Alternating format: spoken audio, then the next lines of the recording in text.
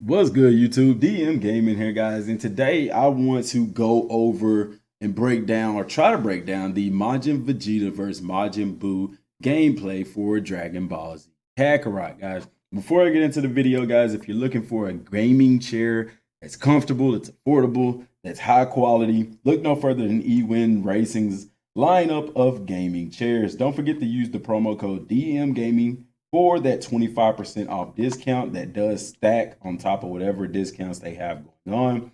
The link is in the description box below. Also, guys, you're new to the channel, please don't forget to subscribe and follow me on these social media platforms. Let's get into it. So, I'm gonna play it right here. This was at I want to say it's in Thailand or somewhere to that effect. Now, this isn't very high quality. We don't have a direct feed. No one has a direct feed. But I want to start off by covering some things here, and that's the map here. You can see he's at the desert location, and in the background you can see a blue marker there. Now, one thing I want to say, because Vegito is now a playable character, and I was wondering how that was going to work with sub quests and stuff like that. But in this particular demo, they'll show a sub quest. Vegeta's going to go to it, but you're going to find out that he can't do it. It's not for him, it's for a different character. So it's very well possible that Vegito will be the same way. Just to keep it realistic to the story, there won't be side quests for them. Now, one question I had was, like Majin Vegeta, for example, does he start out at a high level, or does he start out at level 0 and we have to train him up? The reason I ask is because if you see right here, that is the logo or the icon for training grounds. Therefore, we know that training grounds are prevalent in the game. We know that, but if he's able to go and train, so I don't think they start out at level 0, because that would be a very long grind to get him up to level 64. You'd have to do a lot, but I believe that you are able to level him up. So let's play and see what's going on here. So they bring up the map here, and you can see that is the subquest. That's training grounds right there. It looks like a dinosaur, some fruit. These things here, you'll see them as he's flying around. Those are Frieza's spaceships. Now, what they do, I don't know. So it's going to be very interesting to see that. And then here is kind of like that Muscle Tower looking place. And I don't know why that's on the icon. Obviously, it's the place you can visit. This is the main marker. Those are some fruit trees. And then you have 1, 2, 3 actual locations for training grounds. Now, what I wonder about that is, on these training grounds, do they offer different types of training? Because I don't see why they would put 3 different training grounds in this area if they all offer the same thing, but it could be possible. Let's continue on. Okay, and then pausing here, you got another dinosaur and some more stuff there. So, but I mean, the gameplay looked good. You see the dinosaur right beside Vegeta, and he's able to fly around and things like that. And they're gonna go to that side mission, and you can see it's Nom there. Now, what they telling you right here, Vegeta is using key sense. Guys, I was watching Ronstall's video, and he didn't even know what key sense was. And they ain't taking no shots at him. But guys, this is the kind of things that I'm talking about. Y'all, if you're a Dragon Ball Z content creator, you need to know what's going on with this game. You need to be talking about this game.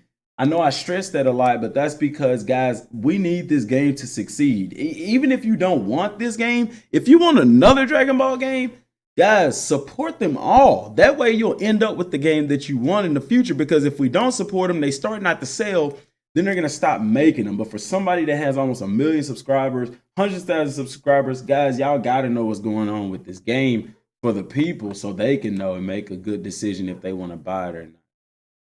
All right, and he's going to go, of course, to Nom, and that's when he's going to find out from Nom that you also have the fishing grounds and all that. He's going to find out from Nom. Nom is looking for the Golden Warrior, and that's Gohan. So you could, if they allow you to, excuse me, at this point, switch to Gohan and run that side quest. Now, one thing I will say about the side quest is that it's interesting, they want it to be a living, breathing world of Dragon Ball Z, and it's interesting that I would have thought that, okay, if I'm playing with Majin Vegeta, all the side quests will be related to him. Which at the same time, we know that's not true because at the very beginning, it had the dragon radar, and underneath it, it said, as Goku, do such and such and such and such. It was a side quest for Ader. You know what I'm saying? So these side quests, just because you're playing with the character and there's a side quest, this proves that that side quest is not necessarily for that character. So, and they said that earlier in the game development and stuff like that as well. So Vegeta's flying around, and that's dope, man. Looking at Majin Vegeta fly around. Now, for those of y'all who are wondering, this does not confirm Super Saiyan free roam. We just know that Majin Vegeta was always in a Super Saiyan state, the same way that Gohan was and Goku before the fight with Cell. So, I guess in this sense, Super Saiyan free roam is confirmed. He's flying back over the dinosaur, and what he's going to talk about now is what I was telling y'all, kind of like in the Pokemon games, whenever you walking through the grass and then you find an enemy and it's just goes into a random fight, just like it does in Legend of the Super Saiyan. I'm sure it does it in Legacy of Goku as well.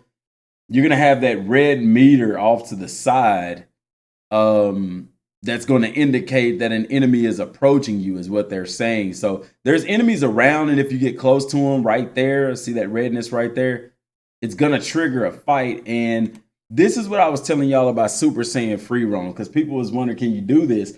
Whenever you encounter one of these fights that he's about to get in, it is seamless.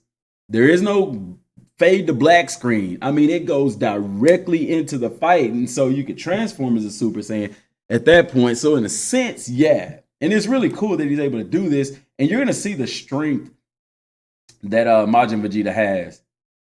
See, those guys fly up, and the fight is seamless right there. Now, for the boss fights, it's not seamless. But look at the damage that he's doing. 39,000, and I can't see their level 60, I believe. But, I mean, he makes quick work of these guys. 300,000 hit right there. And it's two of them, by the way. And, I mean, just annihilates them. Look at that big bang attack. That is amazing. That looked beautiful. That did. Now he's going to go to the main mission. And right here, if you pause here, you can see that Frieza spaceship right there. And it's also on the icon map up here as well. I don't know what it does if you go to it. I guess we'll find that out later. But it is interesting that it is there. He's going back into key sense. While you're in key sense, you can see important items, Of course, you can see the trees there. You can see the markers. I mean, anything that's relevant to the story, you can see. And you got that red bar. There's some more enemies around.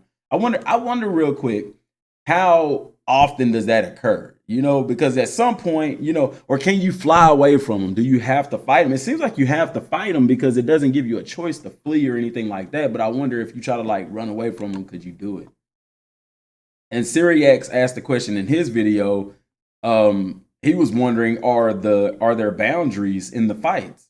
No, there aren't boundaries in the fights, guys.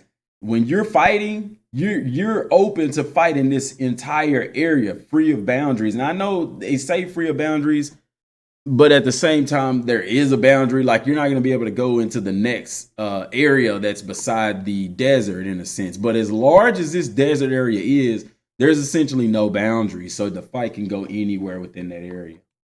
But they say no boundaries because the area is so large, you're not gonna, you're not limited. It's just a super large area. You see the trees lighting up.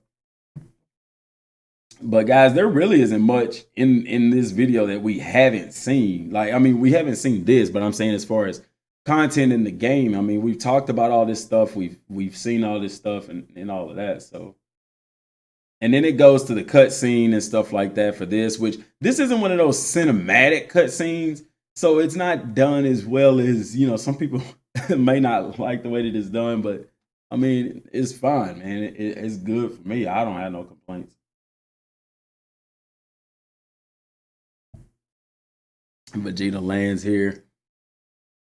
I mean, I'm glad they didn't show the final explosion and all that. I'm pretty sure they may show that, but this is the demo phase. Now, here's what I want to wonder real quick.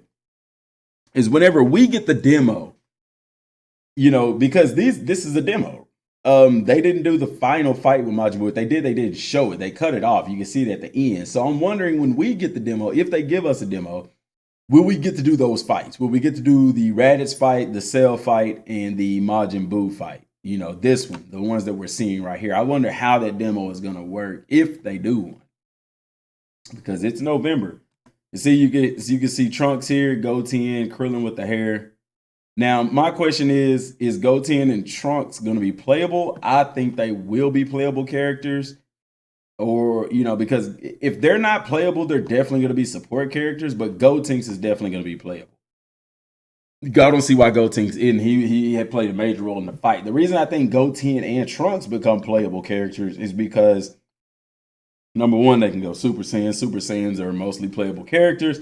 But also, you got to think they did have a role in the Majin Buu saga. Trunks going to find the Dragon Radar, and then also in the martial arts tournament as well. So hopefully they make them playable characters too.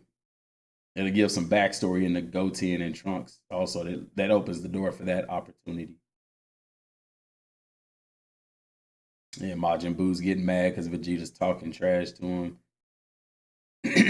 I love the way this looks. I can't wait to see the direct feed on this. I mean, love the way that looks. All right, so we're getting into the battle now. And I mean, it's exactly what we see. Vegeta has a ton of ki, but that's what they talked about. He's a ki fighter, so he's gonna have a lot of stamina to be able to pull off all of those attacks in the battle. So that's one thing that you have to think about when fighting with these characters. To get the best out of them is to play with them according to their fighting style. That's going to give you the biggest advantage. Now, one thing that I don't like still, and that is whenever Vegeta charges his ki, it's still blue. His aura turns blue. Even though when he's doing that powerful charge right there, the aura is golden. When he charges his ki, right there, see it's gold there, but when he charges it, it's blue. Now, hopefully, hopefully they fix that, because to me, that's the main issue I have right now as far as a detail standpoint in the battles. Right there, see, he was charging his ki and it turned blue. And then they stopped there because it was a cutscene, so obviously they skipped it on to show that. But right here, see, he's charging his ki and it's blue. Why is it blue, Bandai Namco? Not Bandai Namco, that's Cyber Connect 2. CC2, why is his aura blue? Now, I believe they will fix this. I know people are going to think that this is a later build of the game, but it's not. They've probably had this built for a while, and the reason they're just now showing it all has to do with marketing, guys. They are way beyond this, and anything that looks bad here, more than likely, it's fixed by now. But all of this demo footage and stuff is from an early build of the game. It's not from like literally last week they finished it and they're showing it off. So be mindful of that as well. But see, when he goes surge mode, then he has the proper aura. You see what I'm saying? So that's something that I feel they should work on. Here's something really neat. Vegeta went into surge mode. Let me back up when he goes into surge mode. And in surge mode, your attacks are powered up, but they tell you you're also able to cancel attacks and go into other attacks. And we saw this in the in PlayStation Access's video of Goku versus Raditz, where Goku went into surge mode and he fired off like 3 Kamehamehas back to back. Vegeta does the same thing here when he goes into surge mode. He's able to fire off 3 of those final flashes back to back. Like, watch, here's one. He's going to attack him. There's one final flash. He teleports. There's another one, teleports. There's another one, like back to back to back. And that's super dope. I like that, that you can do that in Surge.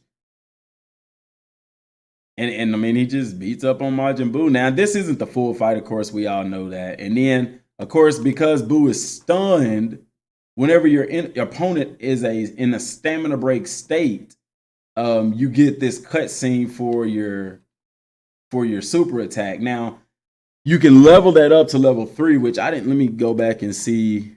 I'm not going to be able to see it. I was trying to see here when that attack comes up what level his final flash was at. But let's see. If that is his final flash, it's at a 3-star. See, this attack is a 2-star. That's a 2-star.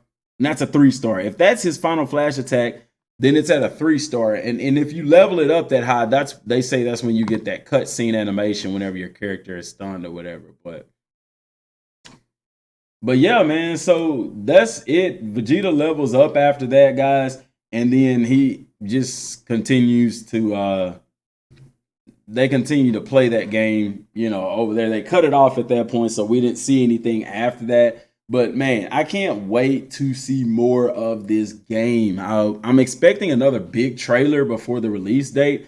I'm trying to look and see when are some other gaming events coming up that they could be showing it. Because guys, you think that they would show something like that at like a major gaming event. And I mean, it is for Thailand, but that's not something that's just publicized over here in the States, yet they still showing new things about the game there, and it's being shared back over here. So you really got to take a look and see where is Dragon Ball Z Kakarot going to be at in the future in these gaming expos and stuff. And that's going to give you a telltale that say, hey, we may need to pay attention to that because they may be dropping some more info. Let me know what y'all think about the gameplay down in the comment section down below.